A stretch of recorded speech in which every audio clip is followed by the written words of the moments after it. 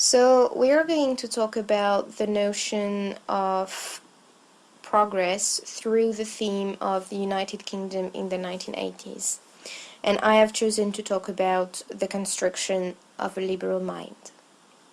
So first of all, a philosopher, Adam Smith, that I think is right, a philosopher of the 18th century, thought that every man searched happiness through his interests, and therefore all the exchanges were working on interests.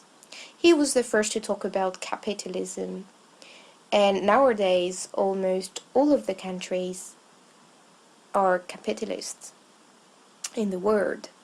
So a progress is a radical change that overthrows an habit. It implies that the future is better than what was in the past.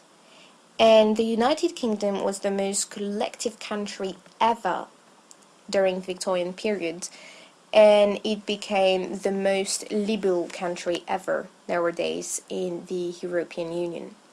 So we can wonder how is progress installed, and at what price should the progress of one group take over the others? And can we really define the 1980s as a time of progress for the United Kingdom? So first of all, we are going to see that the country needed to change. To show you this, I have chosen a photography of Chris Killip. In this photo, we can see two young men wandering on the beach, and in the background we can see Victorian ruins.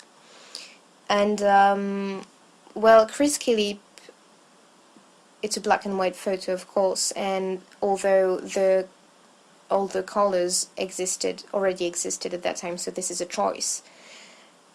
Chris Killip wanted to denounce a social reality, he wanted to say that the country was at a turning point, halfway between the Victorian period and modernity. So his photo pictures emptiness, heaviness, and it is a portrait of a country under pressure of desindustrialization. So the Victorian ruins in the background is representing the Victorian period and the pressure that I was talking about. And the two young people are representing a youth, waiting for something new. The country needed to change. And that's when Margaret Thatcher arrived, and she took the opportunity and she did the change. So Margaret Thatcher was the first woman to be Prime Minister in the United Kingdom. She was a conservative Prime Minister from 1979 to 1990. And she really shaped the country because she chose to improve the economy,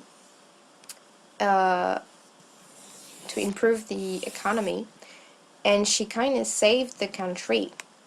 And one of her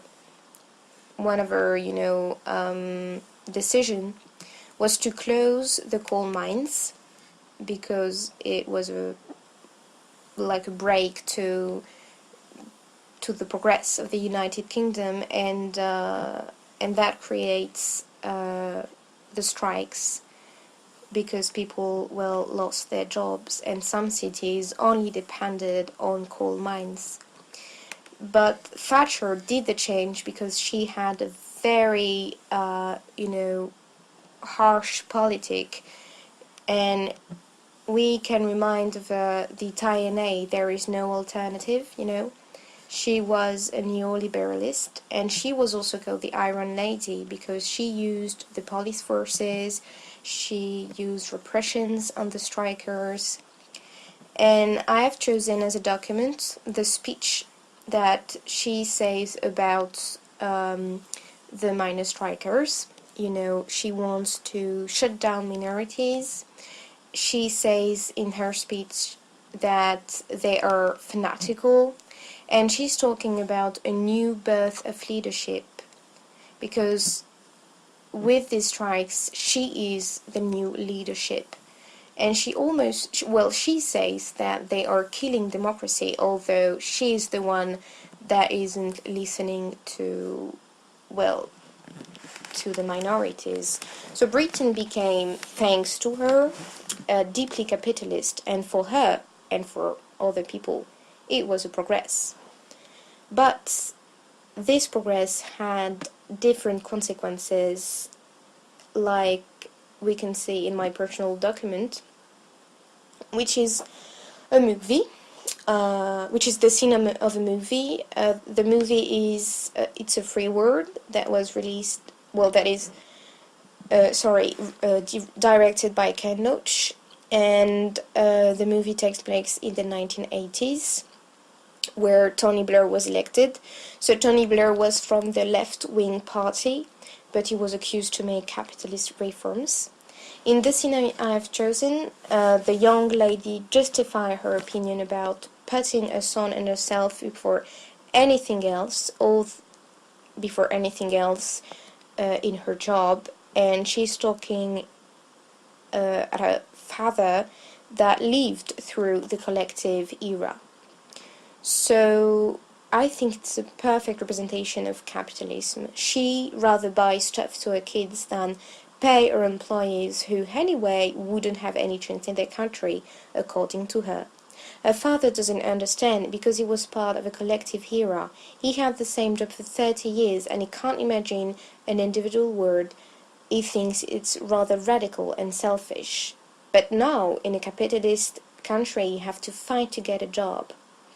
His father thinks that this society is developing selfishness and immorality, and that liberalism implies an elite group, that only a few people can be happy. So this scene is really interesting because we have two views of liberalism. For Angie the girl, it is a progress and a way to get out of misery. For her father, it is a non-progress because of the consequences and the way it has changed her daughter. So I've chosen this document because I think that it shows that progress has different views. For some it only worked in a way, for others in another way. No one will ever agree on progress. For some it's family, for others it's economy, but within time, one progress is making a bigger room than the other. And Thatcherism brought different things, and even if half the population didn't agree on everything, nowadays most of the countries in Europe and in the USA are capitalists, especially after the Cold War. Although it sounded weird 20 years ago, but we have to keep in mind that the progress of today is the unprogress of tomorrow, and it is not because we have claimed that capitalism should be the right way to live that it is. Progress is a change, a radical one, and it only depends on us. And that's it.